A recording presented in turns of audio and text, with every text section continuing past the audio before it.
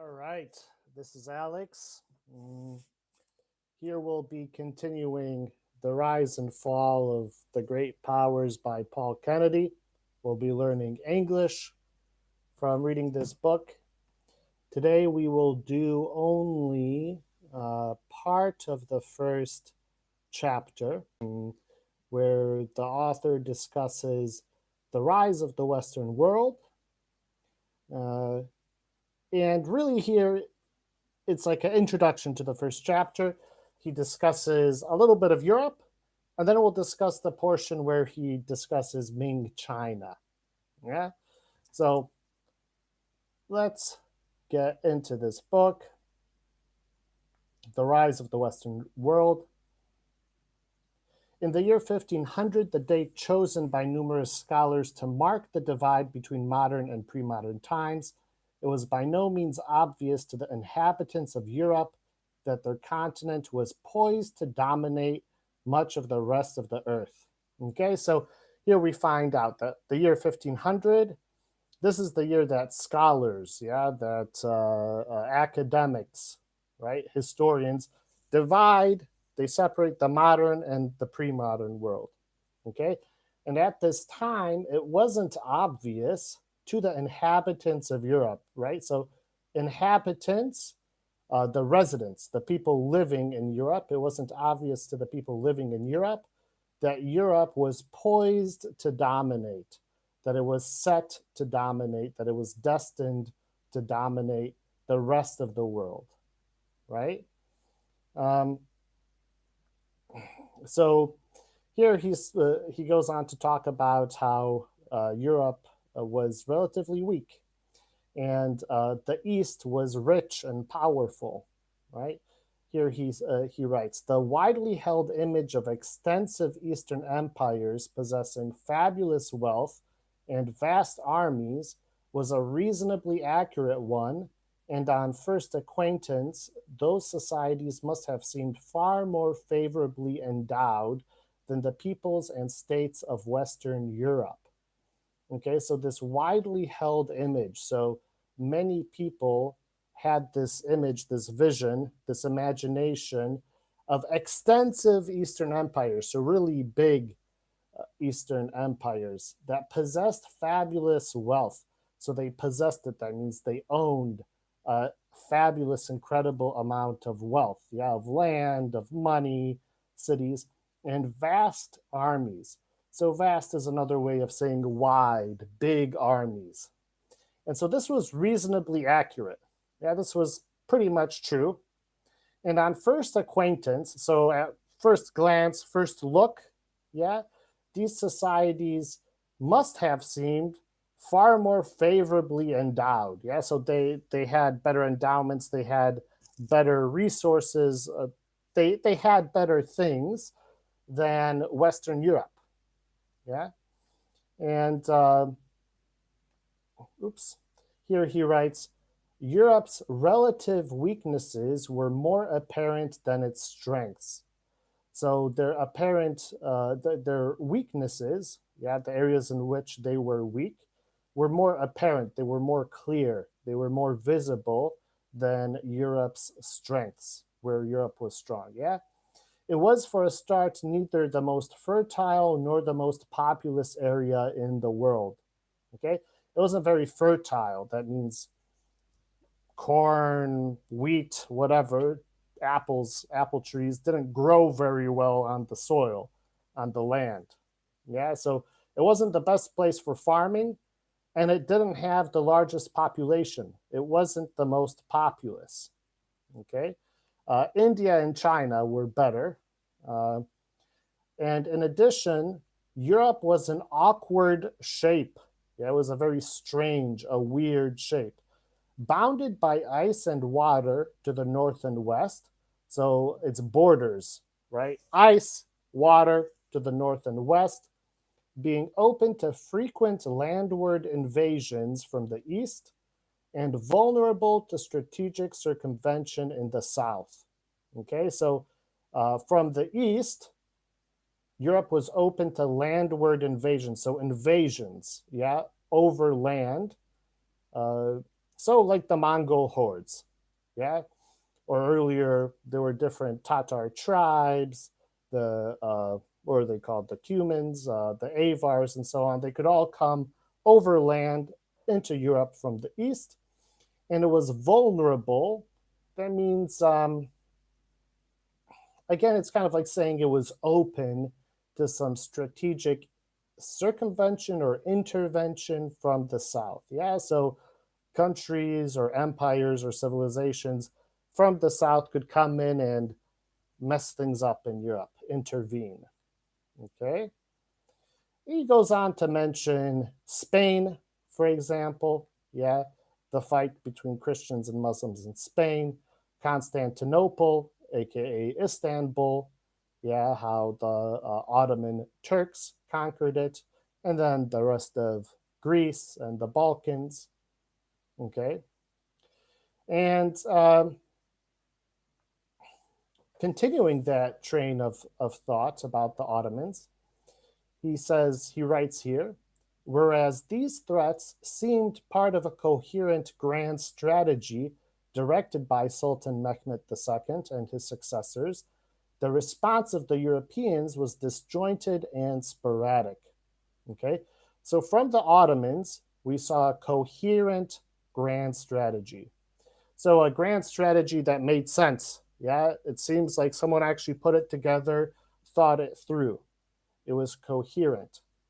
And it was directed by Sultan Mehmed II and his successors. So his successors, those are the people that came after Mehmed II. Yeah.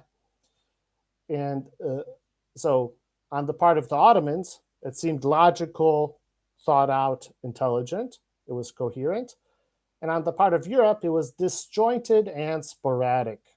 So it was disjointed. It wasn't a whole strategy. Yeah, like the Austrians would do one thing, the French would do something else, right? The Poles would do something else too. There wasn't one strategy that the Europeans had, and it was sporadic. So it was kind of random. Yeah, it wasn't thought out. It wasn't unified. It wasn't one coherent grand strategy. And this was a problem that Europe had. Uh, Europe was a hodgepodge of petty kingdoms and principalities, marcher lordships, and city states. A lot of these words, outside of history, I would say aren't very important, but it was a hodgepodge. So, hodgepodge, again, it's like saying it was kind of a random patchwork. You had many different, what? You had many different petty kingdoms. Petty means small. Yeah. So in Europe, you had many different small kingdoms. Yeah, you had Brandenburg, Bavaria, uh, Hesse, right? Like in Germany, what today is Germany, you had many different petty kingdoms. You had a hodgepodge of petty kingdoms, so of small kingdoms. Principalities, that's basically the same as a kingdom, except for instead of a king, you had a prince, right? Marcher lordships, that's a kind of vassal. Yeah, so a smaller country that's really ruled over by a bigger country. And city states like Venice, for example. Yeah, it's a city that is its own country. So basically, in Europe, you had many different small kingdoms, yeah, and city states and all different kinds of political entities, political countries, right? Mm, and nothing was truly unified, unlike, for example, the Ottomans, yeah, or the Chinese. Nor could it be said that Europe had pronounced advantages in the realms of culture, mathematics, engineering, or navigational and other technologies when compared with the great civilizations of Asia.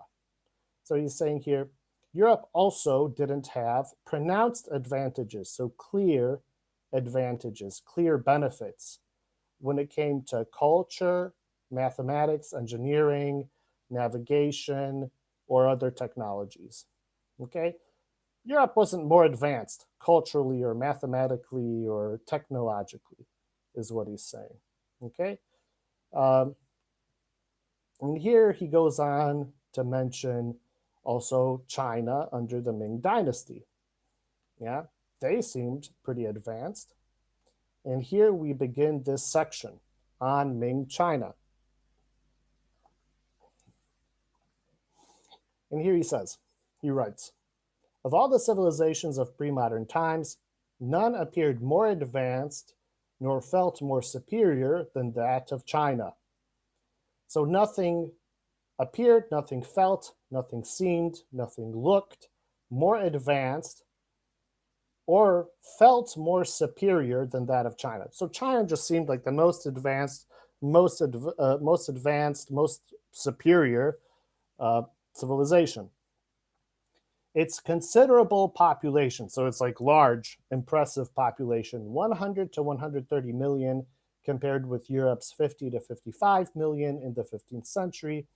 Its remarkable culture, its exceedingly fertile and irrigated plains, linked by a splendid canal system since the 11th century, and its unified hierarchic administration run by a well educated Confucian bureaucracy had given a coherence and sophistication to Chinese society, which was the envy of foreign visitors. That'll be on the next page.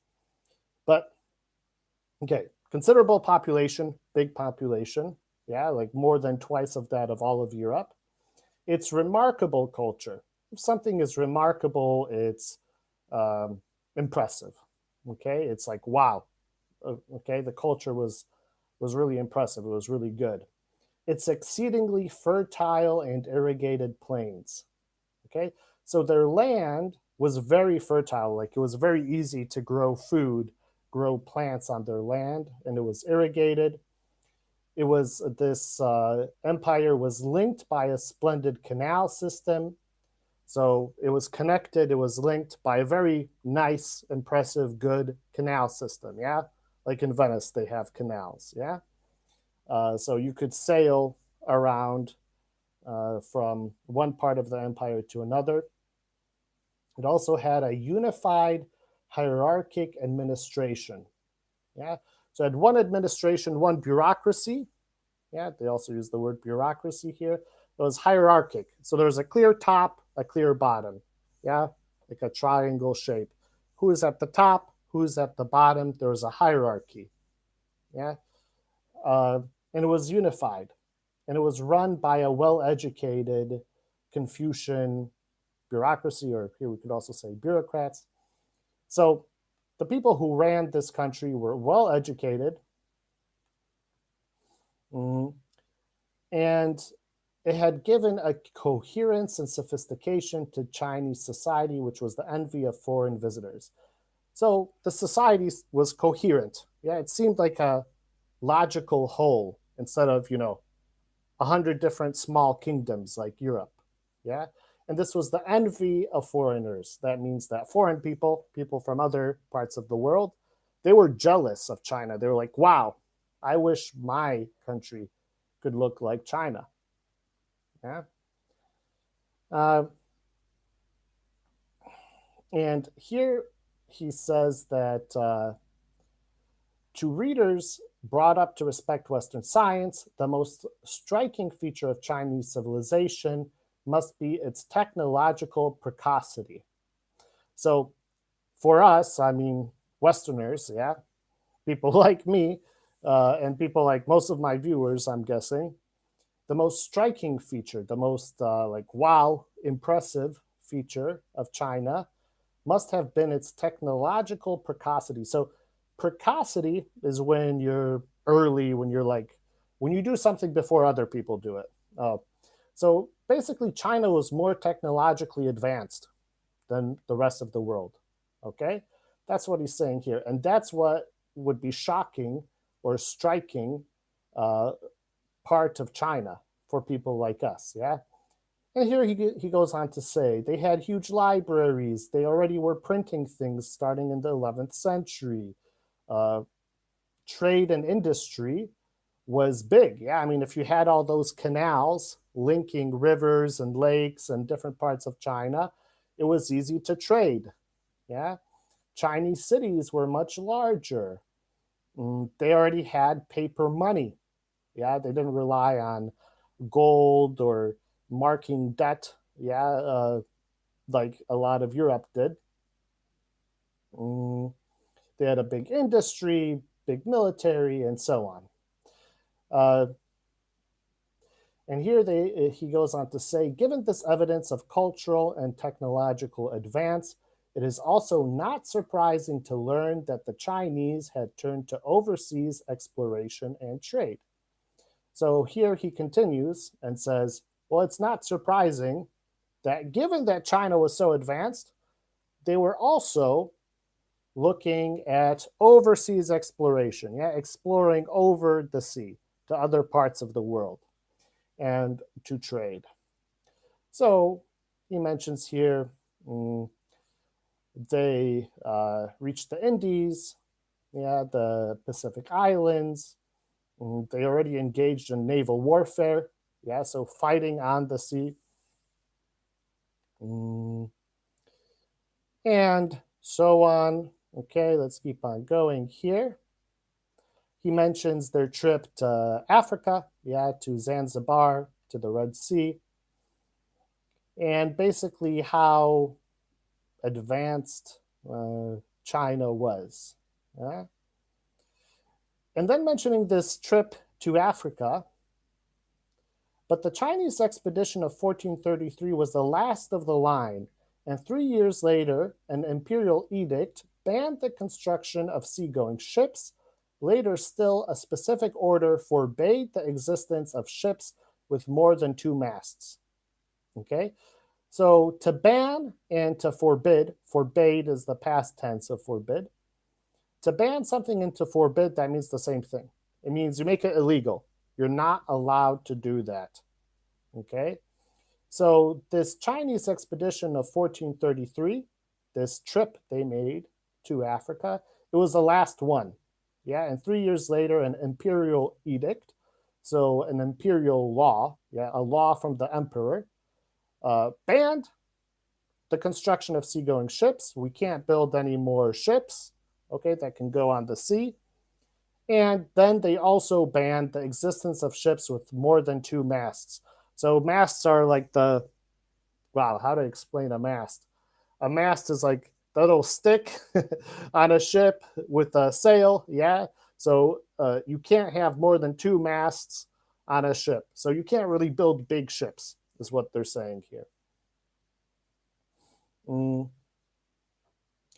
And here he says, he continues, and he writes, you know, there was some sense to this. Like, for example, the northern frontiers of the empire, so the northern borders of the empire, were again under some pressure from the Mongols, and it may have seemed prudent to concentrate military resources in this more vulnerable area. Yeah. So the northern borders of the empire, they were more vulnerable. They were like weaker. They were easier to attack. So it may have seemed prudent. It may have seemed like a good idea, a good decision, something logical to focus, to concentrate your military in this area to protect China from the Mongols. Okay. And he continues to say, well, look, the Navy was expensive and so on. Um, he also mentions that leaving aside, forgetting the costs for a second, a key element in China's retreat was the sheer conservatism of the Confucian bureaucracy, a conservatism heightened in the Ming period by resentment at the charges earlier forced the changes, excuse me, earlier forced upon them by the Mongols. Okay, so there was another element to why China retreated, why they went back, yeah, why they stopped looking overseas at different countries and different continents. And this was their sheer conservatism. So it was like their pure conservatism of this Confucian bureaucracy, yeah, of these bureaucrats, of this administration in China. And this conservatism was heightened, so it was made more intense in the Ming period by resentment at the changes earlier forced upon them by the Mongols. So the Chinese, they resented. That means they didn't like the changes that the Mongols made. Yeah. So during the Ming period, after some time, they started going back. They started retreating. And they said, let's go back to the way China was before the Mongols. Okay. And this caused some changes. And going into this conservatism, according to the Confucian Code, warfare itself was a deplorable activity, and armed forces were made necessary only by the fear of barbarian attacks or internal revolts. So, according to Confucianism, yeah, like this philosophy, religion in China, warfare was a deplorable activity. If something is deplorable, we don't like it. Yeah, it's bad, morally bad, ethically bad. And so they viewed war as something bad, and armed forces, that means the military, were only necessary by the fear of barbarian attacks or internal revolts. So they were worried about the attacks of barbarians, yeah, of wild people from outside of China, or internal revolts. Yeah, if there's a revolution, you need a military to protect your emperor, your ruling class from the people. So this was the only reason for them to have a military. They didn't view war as something that they wanted to do. Okay.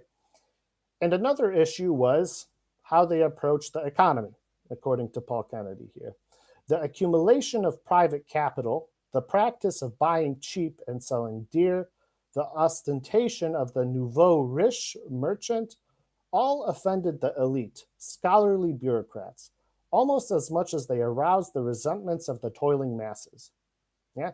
So the accumulation of capital, so gathering capital, yeah, gathering money or machines or land, yeah. The idea of buying cheap and selling dear. And so buying something for a low price and selling for a high price, this offended the elite. Yeah, like the elite didn't like this idea of like some merchant making a lot of money, yeah, buying cheap, selling for high prices, yeah.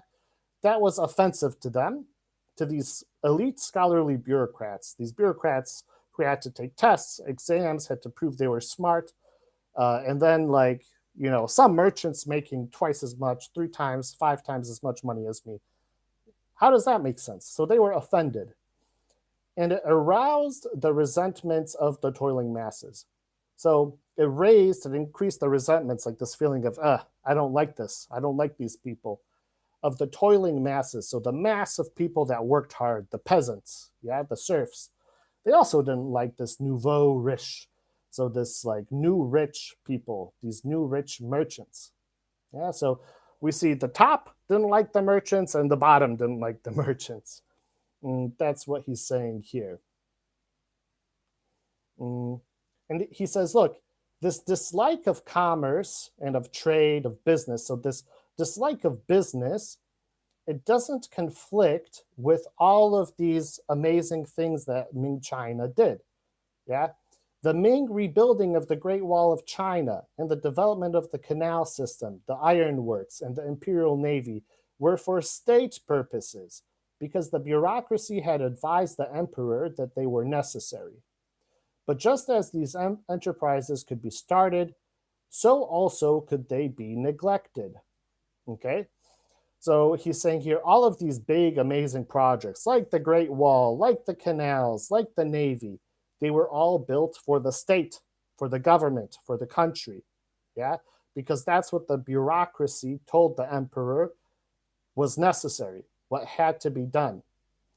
But just as these enterprises, so these projects, let's say, so just as these projects could be started, so also could they be neglected. To neglect something means to ignore something, to kind of like forget about something. So he's saying, look, they could build the Great Wall of China, okay? They could start this project, but then they could forget about it. Be like, we don't need to build more walls. Or, for example, the canals. Yeah, they could build the canals and then stop maintaining them. And so slowly the canals would, collapse. They wouldn't be safe to, sail your ship in or whatever. And so this was the case for all of these big projects of Ming China. Maybe they started them, they built them, but then they didn't continue these projects. Okay? And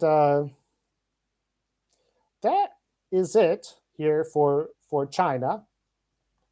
And a nice short film today.